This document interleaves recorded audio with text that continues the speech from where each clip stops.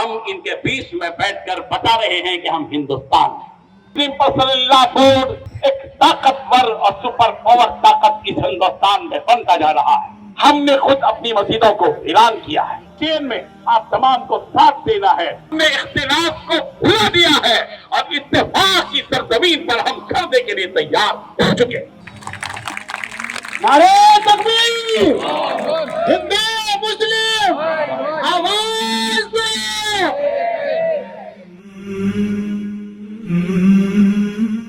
الله تبارك وتعالى في القرآن المجيد أعوذ بالله من الشيطان الرجيم بسم الله الرحمن الرحيم كم من فئة قليلة غلبت فئة كثيرة بإذن الله صدق الله العظيم۔ قابل صدر احترام صدر آل انڈیا مسلم پرسنل لا بورڈ حضرت مولانا خالد سیف اللہ رحمانی صاحب، جناب محترم بیرسٹر اسد الدین اویسی صاحب رکن آل انڈیا مسلم پرسنل لا بورڈ، جمیع ارکان تاسیسی، ارکان عاملہ، میقاتی ارکان، مختلف مکاتب فکر کے نمائندہ شخصیات، بزرگان محترم، آج کا یہ تاریخ ساز اجلاس جو منعقد ہو رہا ہے نلگونڈا کی اس سرزمین پر، کلاک ٹاور، اس کے اطراف غور کریں، مسجد بھی ہے، مندر بھی ہے، چرچ بھی ہے، اور ہم ان کے بیچ میں بیٹھ کر بتا رہے ہیں کہ ہم ہندوستان ہیں۔ نعرہ تکبیر! ہند مسلم! آواز دو! بزرگان محترم، ہماری لڑائی جو آل انڈیا مسلم پرسنل بورڈ نے چھیڑی ہے، یہ ہندو مسلم لڑائی نہیں ہے۔ غلط فہمی کا ہرگز کوئی شکار نہ ہو، یہ ظلم اور انصاف کی لڑائی ہے، یہ فرقہ پرستی اور قومی یکجہتی کے درمیان لڑائی ہے۔ ہم سب کے سب اس وقت میں سیکولر اسٹیج پر بیٹھے ہوئے ہیں اور اس طاقت سے لڑنے کے لیے بیٹھے ہوئے ہیں جو فرقہ پرستی کو شہ دے رہی ہے۔ یاد رکھیے، یہ ملک کفر کے ساتھ چل سکتا ہے مگر ظلم کے ساتھ نہیں چل سکتا۔ جب ظلم آخر تک پہنچے گا تو پھر ظالم نیچے اتر جائے گا اور اللہ مظلوم کو اوپر کھڑا کرے گا۔ نعرہ تکبیر! نعرہ جہاد اچھا! نعرہ جہاد اچھا!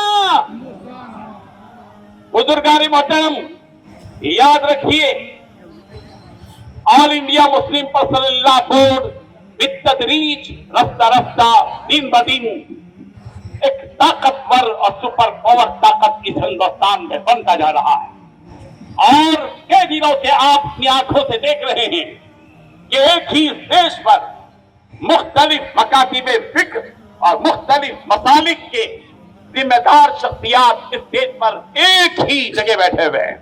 ان تمام کا ایک جٹ ہو کر بیٹھنا بتاتا ہے کہ اب ہم نے اختلاف کو بھلا دیا ہے اور اتفاق کی سرزمین پر ہم کھڑنے کے لیے تیار ہو چکے۔ اب ہم یہ بتانا چاہتے ہیں کہ جن فرقہ پرست طاقتوں نے ہماری مخالفت میں اور ہمارے وقت ترمیمی قانون کو جو انہوں نے تبدیل کیا ہے، اس کے ذریعے سے انہوں نے ہم پر ایک احسان کیا ہے کہ ہمارے آپسی اختلافات کو بھلا دیا ہے اور ہم سب کو متحد اور متفق کر دیا ہے۔ بزرگان محترم، یہ وقت ہے کہ ہم اپنے اندر وہ طاقت پیدا کریں اور اپنے دین سے جڑ جائیں۔ ہم نے خود اپنی مسجدوں کو اعلان کیا ہے، ہم نے خود جیسا کہ کہا کہ اوقاف کے سلسلے میں کتنی ایسے کی عمارتیں ہیں جن کو برائے نام 100 روپے 200 روپے کی کرائے کے ساتھ لے رکھا ہے، خود ہم بھی اس میں ظلم میں برابر کے شریک ہیں۔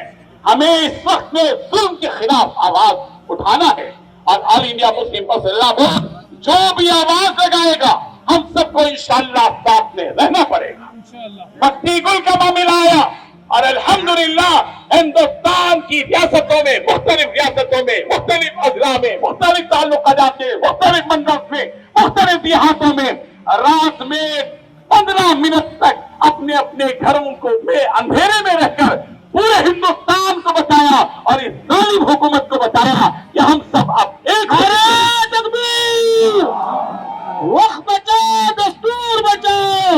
آگے بہت کام کرنا ہے، آگے بہت کام کرنا ہے۔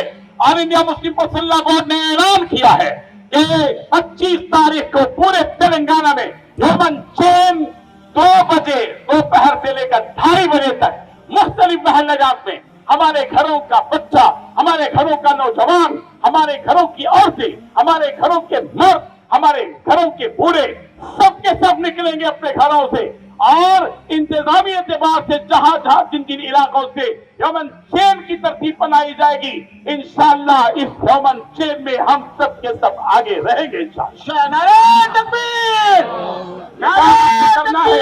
یہ کام آپ کو کرنا ہے انشاءاللہ۔ حیدرآباد میں بھی مختلف روڈ میپ بنا دیا گیا ہے، اور آج ہی اجلاس ہوا تھا دارالسلام میں، اور محترم میرے اسد الدین اویسی صاحب نے تمام ایم ایل ایز کو جمع کر کے کہا ہیومن چین میں آپ تمام کو ساتھ دینا ہے، اور سب کے لیے ایریا متعین کر دیے گئے ہیں۔ جس طرح حیدرآباد میں مختلف علاقوں میں ہیومن چین یعنی انسانی زنجیر قائم کی جائے گی، نلگنڈا کی سرزمین کے مسلمانوں، آپ کو بھی یہ کام آپ کی سرزمین میں آپ کے اپنے بڑے علماء کے نگرانی میں یہ کام آپ کو کرنا ہے انشاءاللہ۔ اور اسی طرح جب موقع آئے گا، جس طرح کے 1 جون کو حیدرآباد میں دھرنا ہوگا اندرا پارک پر، دھرنا چوک پر، اسی طرح آپ کے علماء بھی انشاءاللہ آپ کو دعوت دیں گے۔